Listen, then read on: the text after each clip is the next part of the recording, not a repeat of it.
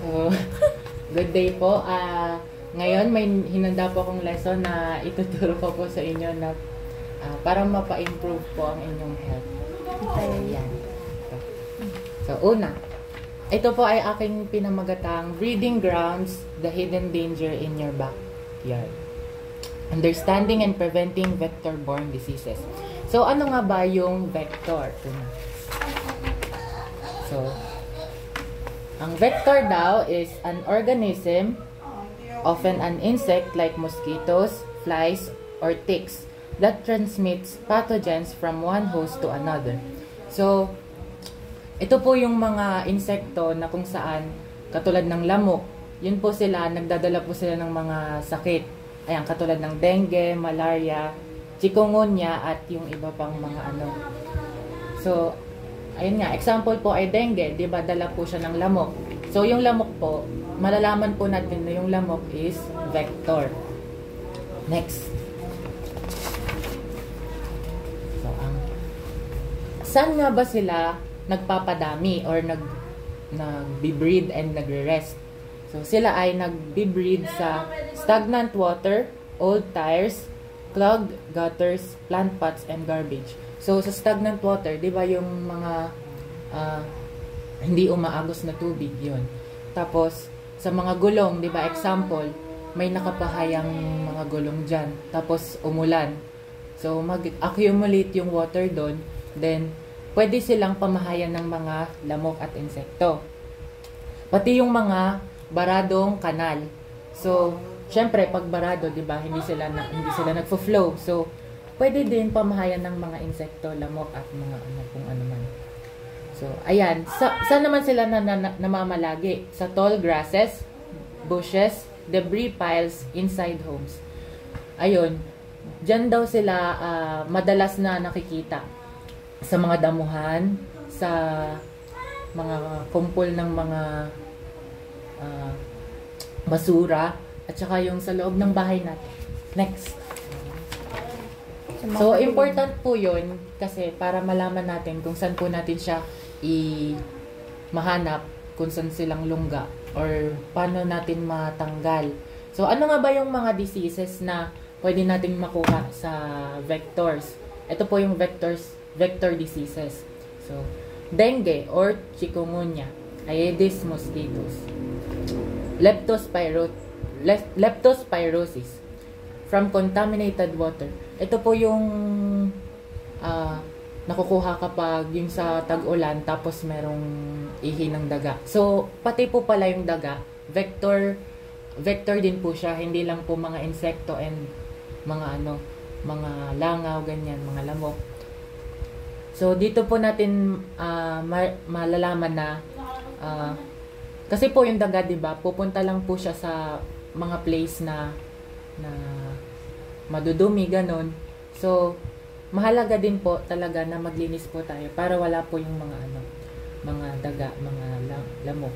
Malaria or yung galing po sa Anopheles mosquitoes. So, next po.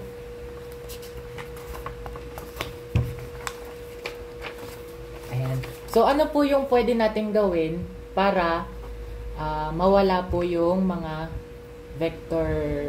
vectors? Ito po yung para ma-eliminate sila. Remove or cover stagnant water. So, kung hindi naman po natin need yung tubig na nakaimbak, is pwede po nating tanggalin or i-cover na lang po kung kailangan naman po natin yung tubig. Then, clean gutters or drains. So, ayan nga po, di ba po, pag kanal and yung mga daluyan ng tubig, tas hindi sila hindi sila na agos, pwede po yung pamahayan ng lamok. Next is dispose of garbage. Pati po yung ating mga basura. Kapag inayos po natin yung ating pagtatapon ng basura is makakatulong po ito mawala yung mga vector na tumitira po sa mga breeding sites. Trim vegetation. Ayan, pagtatabas para mawalan sila ng mga taguan yun. Mga bahay nila. Next. So, di ba natanggal na natin? Example, wala na yung mga, ginawa na natin yung mga eliminate para ma-eliminate yung mga vectors. So, ano naman yung simple practices na pwede nating gawin araw-araw or kayang-kaya naman nating gawin araw-araw? Cover water containers. Yun nga. Pag meron tayong mga storage ng tubig, pwede natin siyang i-cover. Clean water storage. Yung halimbawa, yung mga lalagyan nyo ng tubig is nawalan na ng laman or hindi nyo na pwede nyo linisin or tanggalin nyo na yung the rest of ng tubig para hindi na siya pamahayan pa ng lamok. Proper waste disposal, yun nga, yung sa basura. And organized cleanup drives. Di ba po, parang nasabi nyo po na may general cleaning po minsan. So yun, maganda po yun na ginagawa para mawala na po talaga yung mga vector breeding sites po. Next. Ayan. So, dito po, may iiwanan po kong health quote po para sa inyo. Clean surroundings reflect a healthy community. A single action can prevent 1,000 disease. So, sa tingin nyo po, ano po yung naintindihan nyo po dito? Or ano po yung, para po sa inyo, ano po yung lesson dito?